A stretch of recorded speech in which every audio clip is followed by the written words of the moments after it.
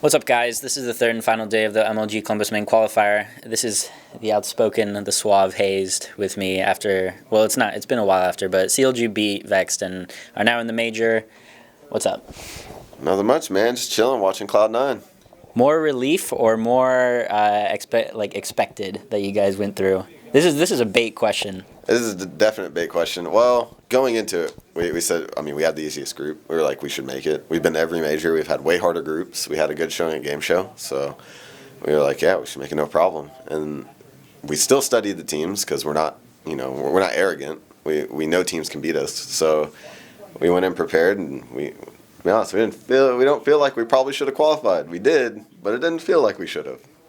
Yeah, about the teams, I guess the first one that I think is most interesting is from an NA perspective is Splice. Is it really the case of the regional teams just knowing how to play you guys, or were there other factors at work in that game?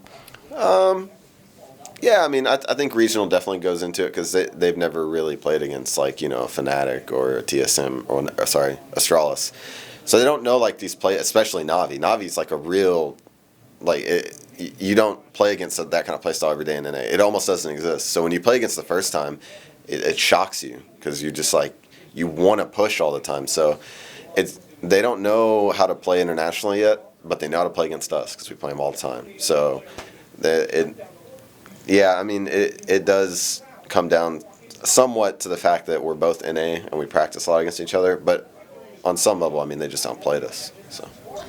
By the way, you were saying the thing that you guys don't feel you should have made it, or something in that similar vein. And I remember I said after SK lost, it was after Dignitas lost, I said sad day for Denmark, and Pimp heard me and he was like, no, we just suck.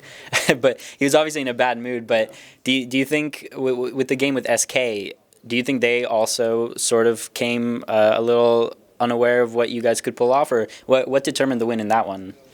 That match, I'm not sure if they were prepared or not, but I think Tarek, man, he just had probably the best match he's had in the last 6 months. He just went off, and he just killed everyone he saw. Multi-frags every round. It was insane. That was just an individual performance on another level. And then our T side was kind of shaky. Our T side's usually really good on that map, so we were surprised we didn't get as many rounds. SK played a really sick CT side. But with the Vex game, it was like you guys took each other on your maps, right? And then it came down to train, especially on train. Were you holding set positions on train, which is kind of punishing for a puggy playstyle, or were you allowing yourself to be a little gimmicky? On our T side, yeah, we're a lot more free-flowing. We've been trying to do that more often, and especially on train because outside's such an easy place to kind of just work picks as a T side. So we tried to have a little more free-flowing. On CT side, though, we actually swapped all our spots right before the match. So I went from playing holding T mid near the 5-6 lane to playing ladder. So a lot of us changed spots. Mine is just an example. So on CT, it was more let's not do anything too crazy, pushes or anything like that. Let's just play our spots and see if we can hold it, because we're basically all changed up to new spots. Okay, and just now that we'll move outside a bit of the games a bit, it's kind of been a while, but how is it with Fugly and how is it with PETA? Any sort of thoughts on how they've been meshing with the team? Yeah, they mesh pretty well.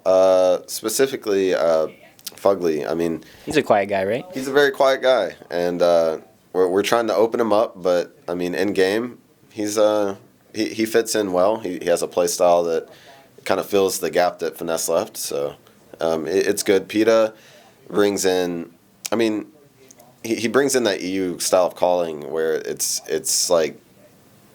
you want to be default based, but then late in the half you want to explode and do something really quick and catch them off guard, and that's not something we ever really did before. It was mainly all executes or all scrimmy stuff, so he brings a good mix.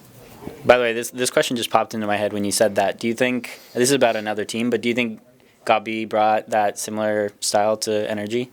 Oh, definitely. They're a completely different team now that he's calling, because before they were Method, and they were they didn't really do anything strategically. They didn't really practice much. They did practice, but not nearly as often as some of the other teams.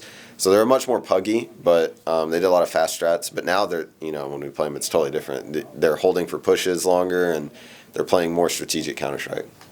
Okay, now it's time for the ceremonial what's next question. But no, for real, obviously the major, but then Malmo too. Do you think you guys can prepare sufficiently for so many things coming up, like in a short amount of time? Yeah, that's been one of our concerns. Is we have so many tournaments. So April is like booked. I don't even know how we're gonna do this, but basically the next month is gonna have to be pretty hardcore practice. We're gonna have to get all the We're going to have to start getting some of these NA teams to schedule in advance because we got to make sure we have scrims every day. Sometimes we don't, and it's really frustrating. So if we can get really good practice in for the next month, I think we'll be fine. I think we might be planning on boot camping again sometime in April. I think maybe after the major. I'm not sure, but we plan on going back because it was a really good experience. And just a question about the major: would you want to see Navi in your group again? A little bit. They've been kind of a thorn in our side. I mean, they're number 2 team in the world. They're expected to win, but when we keep losing to them 16-14, it's really frustrating. So on some level, yes, I would like to see Navi, but then again, I'm like, number 2 team in the world, I don't know if I want them. And I just realized that, or I not realized, but I just heard someone talking about you on the FPL council, and that I remember that you were on that whole shebang. I guess that's, in a way, another very responsible role. I mean, it's not a role that, like, you get paid for, but how has that been for you? Like, you kind of have to manage a factor of Counter-Strike culture, in a way. It's pretty stressful sometimes because you have to deal, like, I don't know how it is in Europe. I mean, I know they had problems with Simple at one point, causing some problems, but, we have more than just one. We have Mo, Dazed, Steel. They cause so many problems for me. They yell at me all the time. They're good guys. I love them. But, man, it's kind of stressful sometimes dealing with them. And just a follow-up question to that, with a few months having gone by, do you think it's been a good thing or a bad thing, FPL?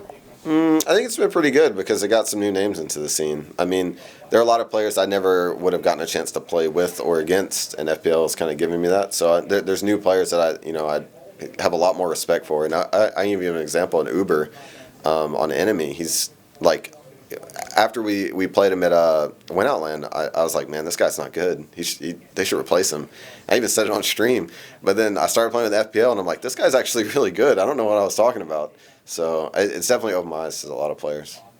And one more question, sort of maybe personally meant for you. You're an outspoken guy. You seem to like feel that when you see something that's wrong, you should correct people. Do you think that outspoken people sometimes tend to almost get not witch hunted, but there's like a word like chastised or something? It seems like sometimes it backfires. Yeah, absolutely, it happens. It happens all the time. It happened with Stewie. It happens with me. It's almost like they want you to be they want you to give insight and your opinions, but then when you give it to them, they kind of just like tear you down because they're like, you should never say that.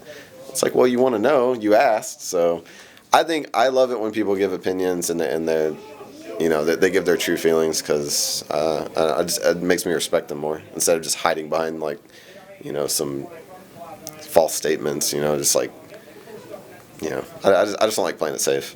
Yeah, but it can come back to bite you. I mean, to give you guys an example, I asked Sponge to do an interview. He's like, no, too much has happened. Like, because after RGN, people were so mad. But yeah, okay, aside from that, is there anyone you just want to thank overall, or is there anything that I might have left out? Sponsors, anything? Yeah, I mean, to be honest, man, I wish I could remember all of the sponsors. I know I can try. I think it's iBuyPower, Twitch. Ooh, God, this is difficult. Fired. I'm telling you, fired. I used to memorize these, but then I stopped doing interviews, so I don't remember them all. We had like 7. Yeah, you can look you can look if you want. G2A, God dang it, I should have known that. Well, yeah, and then let's see, it's iBuyPower. I don't know, I can't see them all. Well, yeah, they're there, but yeah, and I guess we'll be seeing you at the major. Yeah, hopefully. All right, best of luck. And this was Hazed from CLG, and there's a game going on. We might still interview someone, but yeah, just stay tuned to HLTV. Keep watching. Peace.